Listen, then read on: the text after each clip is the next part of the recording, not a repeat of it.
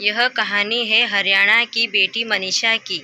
एक मासूम लड़की जो रोजाना बच्चों को पढ़ाने के लिए जाती थी, लेकिन एक दिन वह घर से निकली और कभी वापस नहीं लौटी। उसके बाद जो हुआ उसने पूरे हरियाणा ही नहीं पूरे देश को हिलाकर रख दिया। आखिर क्या हुआ था उस दिन मनीषा के साथ, आइए इस दर्दनाक कहानी को शुरू से आखिर तक जानते हैं। आज इस वीडियो को मनीषा की न्याय के लिए पूरा जरूर देखें और ज़्यादा से ज़्यादा शेयर कीजिए। आज की जो सच्ची घटना है आपको सुनाने जा रहे हैं वह हरियाणा प्रदेश जिला भिवानी की है।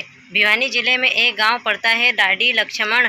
यही की रहने वाली एक लड़की थी जिसका नाम था मनीषा। उम्र होगी तकरीबन 19-20 साल। बड़ी सीधी सादी, अपने घर वालों की लाडली और पूरे गांव की पहचान। अभी कुछ ही दिन पहले मनीषा ने अपने करियर की तरफ पहला कदम बढ़ाया था। पास ही एक जगह है सिंघानी, वहां पर एक प्ले स्कूल है।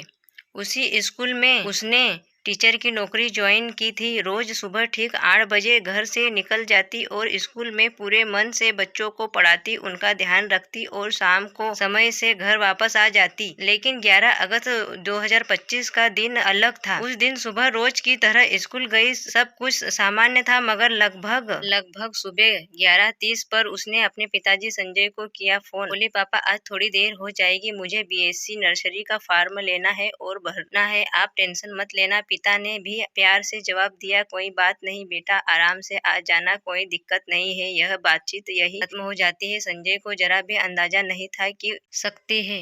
कुछ देर बाद मनीषा को एक और फोन आता है। फिर वह घर पर दोबारा फोन लगाती है। इस बार फोन उसकी मौसी उठाती है। मौसी पूछती है, क्या हुआ बेटा? मनीषा कहती है, मौसी जी, मैंने एक सूट ऑनलाइन ऑर्डर किया था, डिलीवरी वाला कभी भी आ सकता है, आप उसे ले लेना। मौसी थोड़ी व्यस्त थी, बोली, अरे बेटा हम तो अभी काम में लगे हैं, घर पर है भी नहीं। तू ऐसा करो, अपने दादा का नाम बता देना, डिलीवरी वाला आकर सीधे दादाजी को दे देगा। ठीक है मौसी जी, मनीषा मुस्कुराकर कहती है और फोन रख देती है। उसके बाद वह फिर से अपने स्कूल के कामों में लग जाती है, बच्चों को पढ़ाने लग जाती है। और जैसे ही दोपहर के 2 बजते हैं, रोज की तरह विद्यालय की छुट्टी होती है। स्कूल की वैन बाहर खड़ी थी। ड्राइवर से वह लड़की कहती है, भैया मुझे ना बस यही पास में ही जाना है, करीब 500 से 700 मीटर की दूरी पर एक आइडल कॉलेज है, वहाँ से मुझे एमबीएस नर्सरी का फॉर्म लेना है, आप घर चले जाओ, मैं अपना काम करके आती हूँ। उसने कहा, ठीक है बहन जी, और फिर वह गाड़ी लेकर चला गया। फिर धीरे धीरे समय बीतता रहा और शाम हो जाती है। शाम के करीब 6 बजे का समय था। लड़की के पिता संजय के फोन पर एक मिस कॉल आती है। मिस कॉल देखते ही उसने तुरंत कॉल बैक किया, मगर उधर से फोन नहीं लगा। बार बार कोशिश करने पर भी कोई रिस्पॉन्स नहीं मिला। 6:30 बजे भी मेरी घंटी बजी, उसका कट गया। फिर मैंने 6:30 बजे, मतलब पूरी नहीं हुई थी, कुछ सेकंड बची हुई थी, फोन उठाया, साथ ही कॉल बैक किया। फोन अब बंद आ रहा था उसका। अब घर के भीतर बेचैनी फैलने लगी। सब सोचने लगे कि आखिर बेटी इतनी देर क्यों कर रही है, वह तो कभी भी इतना लेट नहीं आती थी। परिवार वाले आसपास में चर्चा करने लगे कि अब क्या किया जाए। तभी संजय ने ठान लिया, जितनी जल्दी हो सके मुझे वहीं जाकर देखना होगा। वह तुरंत सिंघानी की तरफ निकल पड़े। वहां जाकर उन्होंने सबसे पहले उस प्ले स्कूल के स्टाफ से बातचीत की जहां उनकी बेटी काम करती थी। उन्होंने पूछा, भाई साहब मेरी बेटी आज घर नहीं पहुंची, आपको कुछ जानकारी है कि वह कहाँ गई थी? लेकिन किसी को कोई ठोस जानकारी नहीं थी। चिंता और बढ़ी तो संजय ने 112 नंबर डायल किया और पुलिस से मदद मांगी। कुछ ही देर में पुलिस मौके पर आ पहुंची। गाड़ी में एएसआई अनूर, कांस्टेबल पवन और एसपी धर्मेंद्र मौजूद थे। अब उम्मीद थी कि पुलिस गंभीरता से तलाशी शुरू करेगी, लेकिन उनके रवैये ने संजय का दिल तोड़ दिया। बातचीत में उन्होंने बेहद गैर जिम्मेदाराना और शर्मनाक बातें कही। तुम्हारी लड़की भाग गई होगी, आ जाएगी। अब संजय ने यह बातें सुनी तो वह बहुत गुस्से में आ गया। भाग गई होगी, आ जाएगी 1, 2, 3, 4 दिन के अंदर, क्यों घबरा रहे हो?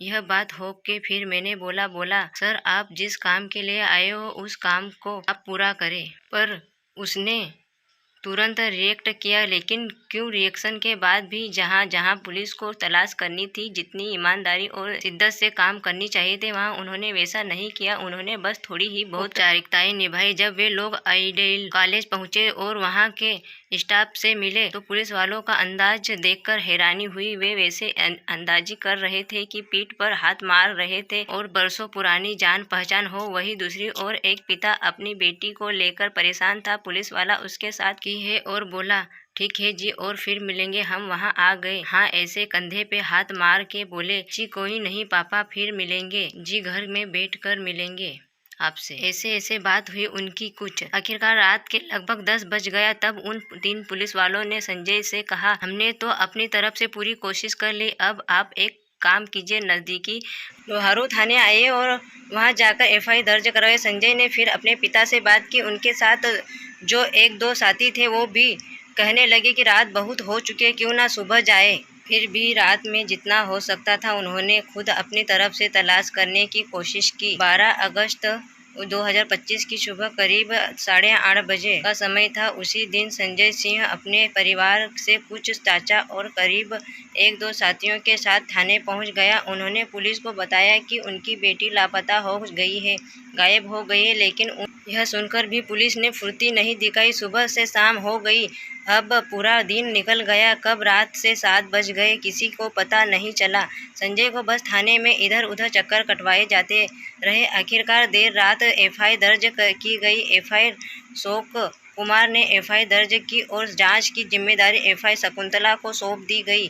लेकिन अफसोस, जितनी शिद्दत और ईमानदारी से एक बेटी की गुमशुदगी की जांच होनी चाहिए थी, जितनी गंभीरता से जांच नहीं की गई। हद तो तब हो गई जब थाने के अंदर ही बातें होने लगी। शादी विवाह करके चली गई होगी, पिकनिक मनाने गई होगी, वापस आ जाएगी। यह सब सुनकर पिता का दिल टूट गया, आंखें नम हो गई। उन्होंने सोचा, आखिर मैं करूँ तो क्या करूँ? पुलिस से मदद मांग कर रहा हूँ और यही लोग यह कहकर मेरी बेटी की मजाक उड़ा रहे हैं। यह सवाल उनके दिल को चीरने लगे। संजय खुद कॉलेज गया, प्ले स्कूल गया, सीसीटीवी फुटेज की मांग की, लेकिन उसे टाल दिया गया। बस इतना कहा गया कि दिखा देंगे, बड़े अधिकारी आएंगे तब मिलेगा। इस तरह की बातें सुनकर वह और निराश हो गया, लेकिन उसने हिम्मत नहीं छोड़ी। 13 अगस्त 2025 की सुबह की बात है। वो फिर विद्यालय की ओर गया, यह जानने के लिए कि सीसीटीवी फुटेज में उसकी बेटी दिखे तो सही। इसी बीच पुलिस चाहती तो उसकी बेटी का सीडीआर निकालवा दे सकती थी, लोकेशन ट्रेस कर सकती थी, लेकिन पुलिस ने मामले को गंभीरता से नहीं लिया। इस दिन 13 अगस्त 2025 को लोहारू थाना क्षेत्र की सिंघानी गांव में बॉडी बरामद हुई। गांव वालों ने तुरंत पुलिस को सूचना दी। जांच अधिकारी एसआई शकुंतला ने संजय को फोन किया और कहा, संजय आपको तुरंत आना होगा, हमने एक बॉडी पाई है, जरा देख लीजिए कि कहीं यह आपकी बेटी तो नहीं। यह सुनकर संजय के पैरों के तले जमीन खिसक गई। उसका पूरा परिवार रोता बिलखता वहां पहुंचा। बेटी के कपड़ों से उन्होंने उसकी पहचान की, लेकिन जिस रूप में बेटी की चला मिलनी थी उसकी आंखें बाहर निकल गई। भोजन और श्वास की नली बाहर खिंची हुई थी। उसकी गर्दन पर चांद जैसे आकार का एक गहरा जख्म था, करीब 29.5 सेंटीमीटर चौड़ा और 16 सेंटीमीटर लंबा। बेटी की तरह लाश देखकर गांव वाले भी स्तंभ रह गए। भीड़ बढ़ती गई। पुलिस ने बॉडी को कब्जे में लेकर पोस्टमार्टम के लिए भिवानी अस्पताल में भेज दिया गया। पोस्टमार्टम शुरू होते ही खबर पूरे इलाके में आग की तरह फैल गई। 14 अगस्त को गुस्से से भरे लोग सड़कों पर उतर आए। हर किसी के मन में यही सवाल था, क्या एक गरीब मजदूर की बेटी की कोई कीमत नहीं? अगर यही बेटी किसी मंत्री, किसी विद्यालय या किसी बड़े आदमी की होती तो क्या पुलिस ऐसे ही लापरवाही करती? लोगों का गुस्सा बढ़ता गया। पूरे इलाके में न्याय की मांग गूंजने लगी। 14 तारीख के बाद जब मनीषा का पोस्टमार्टम हुआ तो पुलिस ने बॉडी परिवार वालों को सौंप दी, लेकिन घर वालों ने साफ कह दिया कि जब तक हत्यारों को पकड़ेंगे नहीं, हम बेटी का शव नहीं लेंगे, अब चाहे कुछ भी हो जाए। परिजनों का गुस्सा बढ़ता ही गया। उन्होंने समर्थन में लोगों की बड़ी संख्या में सड़कों पर उतर कर आए और ऐलान कर दिया, हत्यारे पकड़ो नहीं तो बॉडी नहीं उठाएंगे। 16 और 17 अगस्त मोहल्लों और गर्म हो गया। पूरे प्रदेश में बवाल मच गए। लोग सड़कों पर उतर आए। घंटों घंटों रोड जाम हो गया। स्कूल कॉलेज बंद, दुकान बंद, बाजार ठप रहकर जगह बस एक गुस्सा था, मनीषा के इंसाफ का। इस दबाव में कहीं ना कहीं पुलिस और सरकार की नींद टूट गई। मंत्री तक को बयान देना पड़ा। बड़े बड़े अफसर चाहे एसपी हो, आईजी हो या डीआईजी, सब मौके पर पहुंच आश्वासन देने लगे कि पूरी ईमानदारी से जांच होगी और जल्द ही आरोपियों को गिरफ्तार किया जाएगा। इसी बीच कार्रवाई भी हुई। उस वक्त के एसपी मानवीय सिंह का तबादला कर दिया गया और 2014 बैच में आईएपी सुमित कुमार को चार्ज सौंप गया। एसएओ अशोक कुमार को लाइन हाजिर कर दिया गया। एसआई शकुंतला, जो इस केस को लापरवाही से देख रही थी, उसे सस्पेंड कर दिया गया। इसी तरह पीसीआर पर मौजूद एसआई अनूप, कांस्टेबल पवन और एसपी धर्मेंद्र को भी निलंबित कर दिया गया। लेकिन जनता और भड़क गई। उनका कहना था ट्रांसफ़र कर देंगे, फिर से चार्ज मिल जाएगा, सस्पेंड कर देंगे, बाद में बहाल हो जाएगा। लेकिन क्या हमारी बेटी वापस आ जाएगी? अगर पहले ही ईमानदारी से काम होता तो शायद वह जिंदा होती। इस गुस्से की लपट इज्जत जीत फतेहाबाद पर तक फैल गई। पक्ष हो या विपक्ष, रोडवेज यूनियन, छात्र छात्राएं, व्यापारी सब सड़कों पर उतर आए। देखते देखते पूरा प्रदेश ही नहीं, आसपास के राज्यों तक में लोग एक दूसरे से बोलने लगे, ईमानदार से जांच करो, हत्यारों को पकड़ो। जब तक ऐसा नहीं होगा, जब तक बॉडी नहीं लेंगे, अंतिम संस्कार नहीं करेंगे।